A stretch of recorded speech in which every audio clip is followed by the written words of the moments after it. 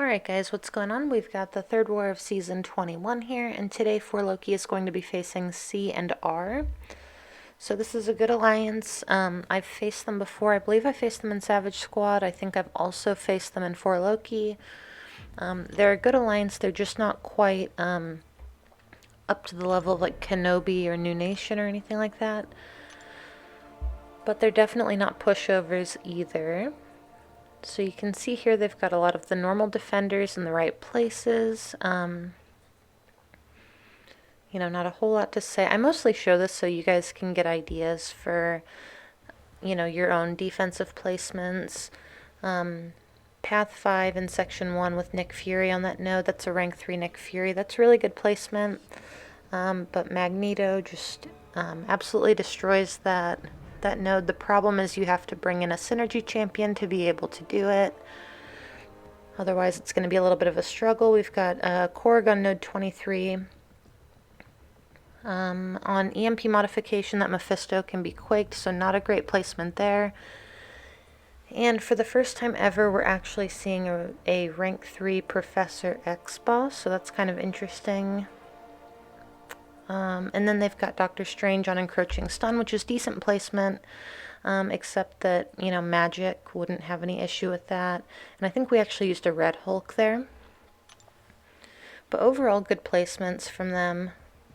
Nothing that stood out as being really bad or pointless. So my team today is going to be Omega Red, Sabretooth, and Magneto. And I bring Sabretooth now because of this heal block synergy with Magneto. So I'm going to be starting off on Path 6 here in Section 1. And this first node is just going to be Power Focus 1 and Power Alternator. So this is a magic. This is pretty good placement. Kind of. It's easily quakeable. I just couldn't fit Quake on my team. Probably more of a diversity placement, but Omega Red also deals with magic really well. As long as his tentacles hit her over a bar of power, you won't take any limbo damage. So I'm just kind of trying to build up spores and use my tentacles only to hit her over a bar, and trying to keep my power low so she doesn't shoot up and get a bunch of power when I don't want her to. But you can see here that fight over really quickly, and I don't think she procced Limbo once. So the next fight here is going to be this Korg, the classic standard placement. This is going to be node 23. So I'm just checking the sig level. The signature level will tell you how likely Korg is to shrug off your debuffs. But once Omega Red has 10 spores, Korg can't shrug your debuffs anymore. So that includes parries and degeneration. So here I'm just kind of trying to build up spores. Going to do medium, light, medium, parry, heavy. So that's kind of the rotation that we want going on here. And I always want to keep him right around 10 spores. Here I did my heavy too early. I probably shouldn't have done that. But again, we're going to go medium, light, medium, parry, and then heavy. So this actually makes it really easy to keep his prowess down. And keeping his prowess low is pretty much the name of the game. There isn't much risk in this fight aside from that. So here, going to go in again, medium, light, medium. And I'm going to throw my special 3. This will get rid of all of his rock stacks. Or, maybe that's the thing that has rock stacks. Either way, it's going to get rid of all of his rock shield charges and drain his power a little bit. This way I can lock in some more spores. So yeah, at this point this fight has gotten really straightforward. I don't want to say boring. I feel like I'm just going to jinx myself. But it really isn't too bad anymore. I feel like they nerfed this node quite a bit when they put Power Focus 1 on it. They just made it more manageable. So here I'm going to try to top up a little bit with my special 1. Finish the fight at 70% health, so that's pretty good. And then in Section 2 here, we're going to be moving over to Path 8. This is a relatively easy lane. The only thing you have to watch out for here is heal block. So this is pretty much a nothing node, a diversity placement, but it's going to be a rank 5 Agent Venom. So I'm going to try to build up some spores so that he can't shrug my parries, and then I'm going to try to lock in all of my spores. Here he dexed out of my medium, but I got a good intercept off, and now he's at 17, 18 spores. Gonna lock those in, and this fight should be over in a minute. You can see I kind of slow my combo down a little bit. Gonna parry heavy, and that'll finish the fight. So that was only 14 hits, not too bad at all. So now I have to go ahead and change my masteries. And, you know, changing your masteries in this game, I feel like it should be made easier. I have this on, I don't remember if I put it on 4 times speed or 8 times speed, but it just takes so long. So I'm removing suicides for the next fight because Magneto isn't poison immune, and he's not fully bleed resistant either. So, and this is going to be a metal champion, and this has buff imbalance, weakness, and rich get richer.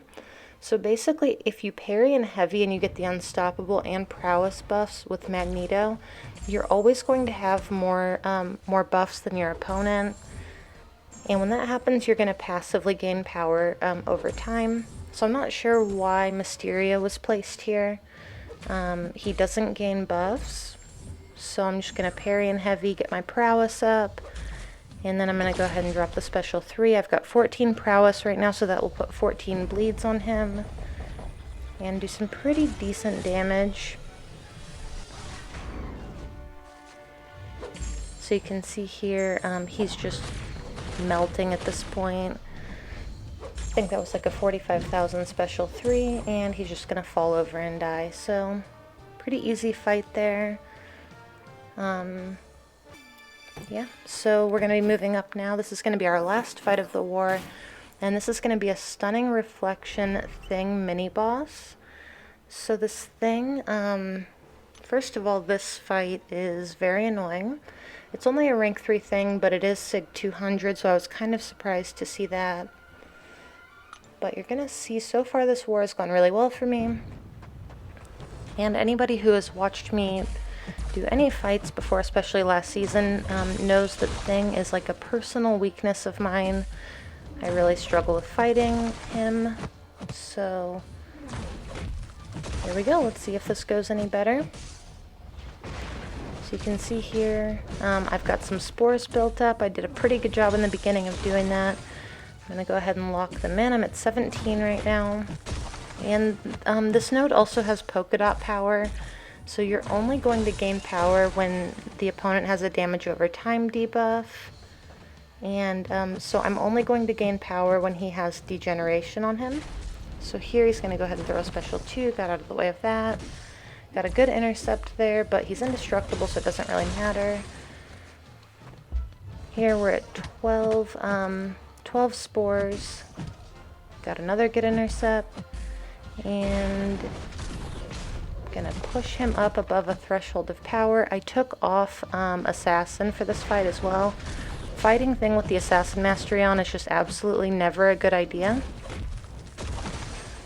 So you can see so far it's going really well. I've got him down to, like, you know, under 30%. I'm doing a really good job of managing all of his rock stacks. And then here in a second, I'm going to make a fatal error. I was getting so nervous, and I just took this special 2 right to the face. So that was the first hit I've taken all war, and of course it was against Thing. I absolutely hate Thing. So I'm going to throw my special 2 to try to get some adrenaline healing really quick.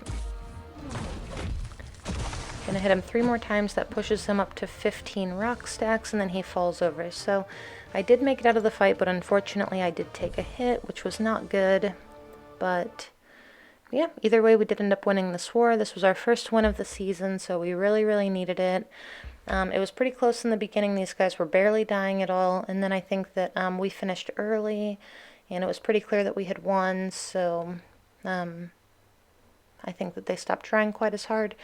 But great job to all the MVPs, and I will see you guys in the next video.